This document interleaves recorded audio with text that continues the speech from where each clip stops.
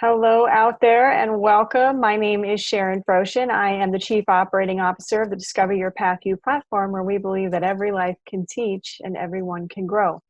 To that end, I am also the host of this show, The Connection Sessions, where we bring together practitioners, entrepreneurs, marketers, artists, spiritualists, mentors, and students in an effort to create and connect to community, learn from each other, and grow.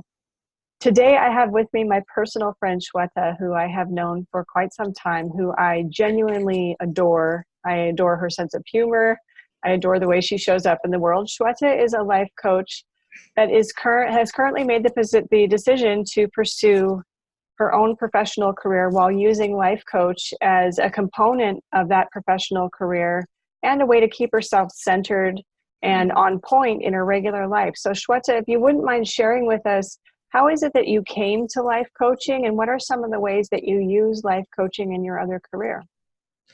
So I am a trained clinical psychologist from about 13 odd years ago. I left clinical psychology because it was too full on for me. I didn't realize that studying something and applying something in real life can be that different. So Yeah. it was a reality check that I wasn't expecting. So I had to get out of it very quickly because it took a toll on my mental health that I didn't kind of anticipate at that time. And what happened very quickly was the only other profession that I could get into at that time was IT, because my then boyfriend, now husband, that was the only thing he could teach me. So that's where I got into. But I think 10 years on, I'm now a product owner, which is like a product manager in a very big insurance company. So yeah, that's been a journey in itself. And what I do now is, as you said, I have taken a break from life coaching as a career option. But what I do is I mentor a lot of young graduates at work, from taking them through the transition from university into a job, how responsibilities actually kind of, they're held to it, they're accountable, and how to progress and how to set goals that are not too unrealistic or too easy. So we do like catch-up sessions every month, and yeah, I've been helping them for the last 3-4 years. My own brush with sort of mental health issues was after I had my kids. So last one was when I had my son about 18 months ago. I had a very bad labor. I don't think there's a good labor, but I think overall, there was a point there that I didn't think I'd make it. And after he was born, I quickly realized that thankfully I was self-aware enough to know that this is not normal baby blues and that I needed CBT. And when I got the help from CBT, I came to a point where I thought, hang on, this can't just be me, you know. I can't be the only one feeling so lost after such a major change in life, going from 1 kid to 2 kids and feeling all of that change just left me with a complete loss of self. Yeah. And that's when, through late night feeds and all of that time that I was awake, I started researching life coaching because I knew of it as a branch of self-help and self-improvement, but I'd never really got into it before. So I had this time, and then I found Kane's course online, Kane Ramsey. I did the course, and it was basically a journey that I took to kind of find myself again. And it worked really well with the CBT sessions I was having. So it came to a point where I found me, and I found me in the chaos and change that was going on in my life. And that kind of, I suppose, was the turning point in going from loss of self to finding myself to then realizing that this is the link to psychology that I was craving for so long. Oh, wow. That I wasn't getting. Yeah. Then and then I met all of you guys, and I've stuck through it, I think. I'm so glad that we did meet up. You bring up such an amazing point, Shweta, and that is that often life coaches come to these training courses, like Kane Ramsey provides, I think, 6 different training courses in all kinds of different modalities. And we dive into that and we just start eating it up. Like, how can I be a better life coach? And we fail to understand sometimes the miracle and the gold in that of how we ourselves can change as a result of participating in those modalities. So how has, getting in deeply involved in CBT and working on some of your own issues and some of the things that you have had going on in your own life helped you to better mentor your students and your undergraduates at work? I think from CBT and life coaching, one of the first things that I realized very quickly was that I think in a very black and white way. Mm-hmm. So I will try very little because I know things will fail on the first go. Uh-huh. And this is sort of the trajectory that my life has followed because I was brought up by people who are perfectionists. So they're very, very good, but only at certain things. And these are things that they know. And these are things, and there are boundaries that they will not cross because they're aware that the first attempt is going to suck. Right? So this is something that I realized very quickly is that what I was doing. And I wanted to make sure that I didn't pass this on to my kids. Great point. And for me, it is really hard to get into something knowing it's not going to be the way I want it to be.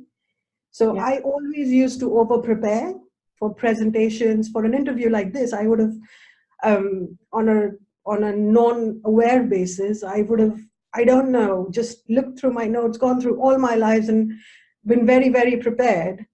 And then when it didn't go as I wanted it to, I would have just crashed. My expectation levels would have crashed. But now I've come to a point where I realize that it's okay. Trying and learning from that experience is fine. You're allowed to make a couple of mistakes, take a few stabs at something. It will probably not be the best version of it, but it will be something better than not having tried at all. Gotcha. I just wanted to let you know that Misty Flanagan is on and she's got Shweta all in caps. And then Monique Prinsloo came on and started tagging God and all creation with she's on here. So your fan club has arrived, lady. Hello, everyone. So yeah, I think that is one of the main things that I try to get across to the graduates is that first job may work well, may not work well. Look at where I've gone from psychology, not knowing anything in IT, to talking fairly technical things to a boardroom full of people. And it does scare me, but it's fine. Like, they're equally scared of me probably. Because, I would be. Because we're all strangers, and there's a level of sort of uncertainty that we have about each other when we don't know each other. And it's the same way when you come into work. You don't know what the day is going to hold for you, but what you can control is your attitude to it and how you decide to approach it. And you can approach it as a problem or a challenge or as an opportunity to learn something else. And that control is completely yours. And once you realize this, everything is it's not easy, but it's much more doable. Yes. Than thinking, I'm never going to make it. I'm never going to go from a graduate dev to a senior dev because there is just so much to do. Break it down into achievable chunks and you will get there. Maybe not in 3 years like someone else did, but in 5 years, but you'll get there if that's what you want to do. Along the way, you might realize this is not what I want to do. And that is fine as well. Yes. Because you make your own path.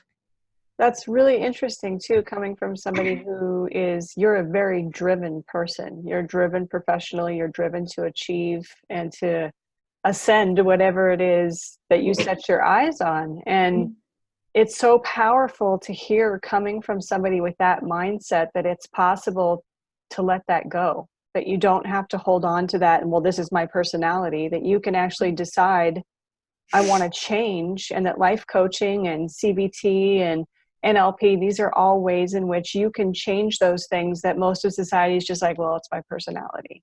Mm-hmm. That's really powerful. Yeah, I think what happens is you come to a point in life where if you don't change, you're going to break, Yeah. right?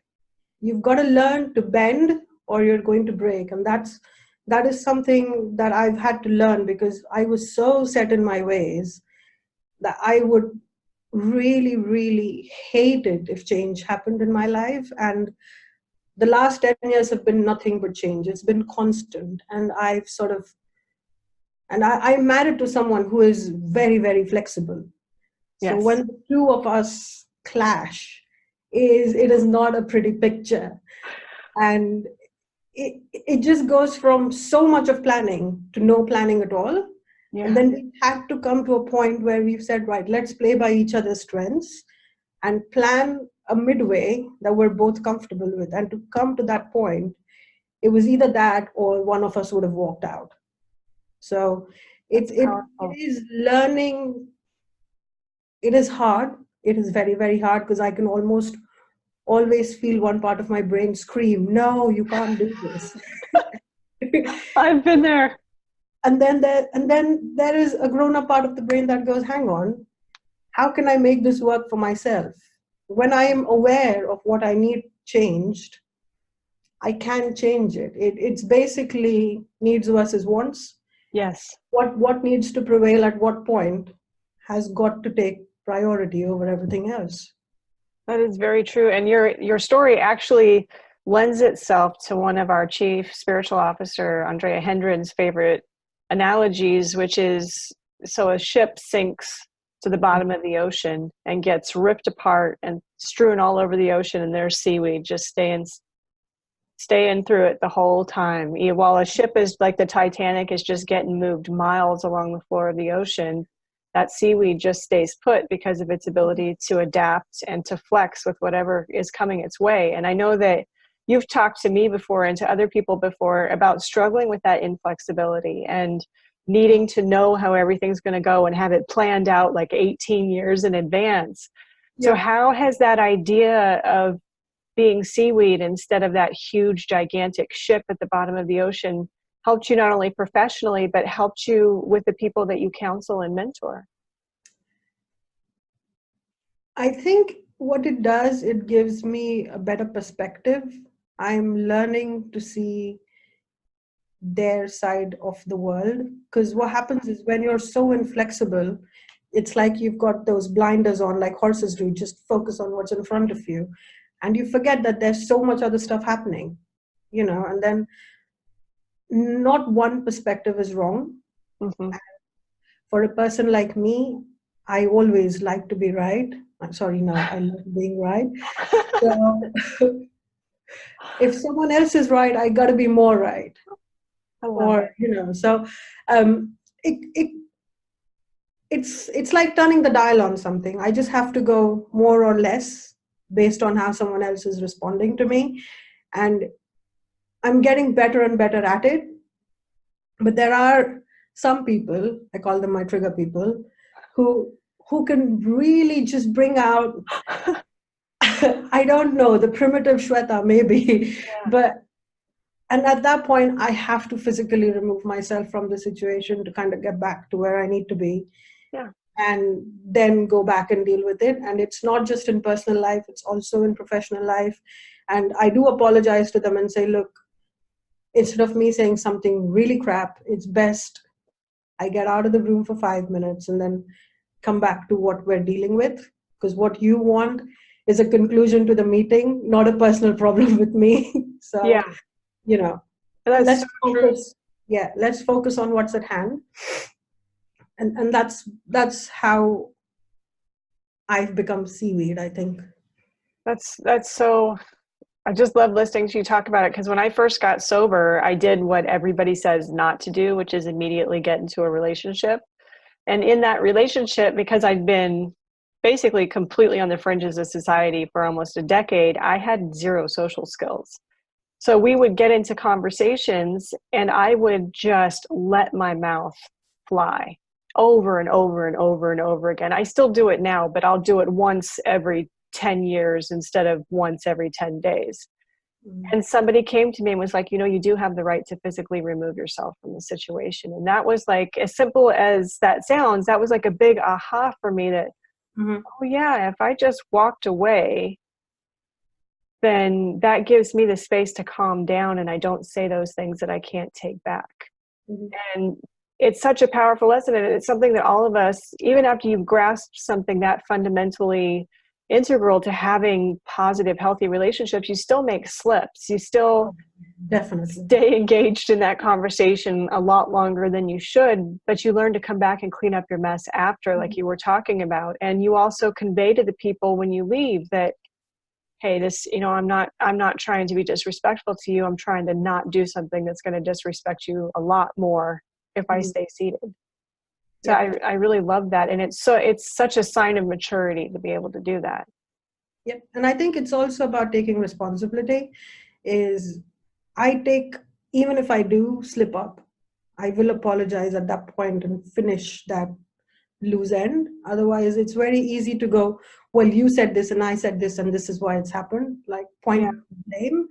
And I don't do that anymore because I just feel like if I've done something, I'd rather take responsibility and move on, because there's no point in just getting into that victim mode where everything's just dull and drab and gray. indeed. Monique wanted you to know that she is more right.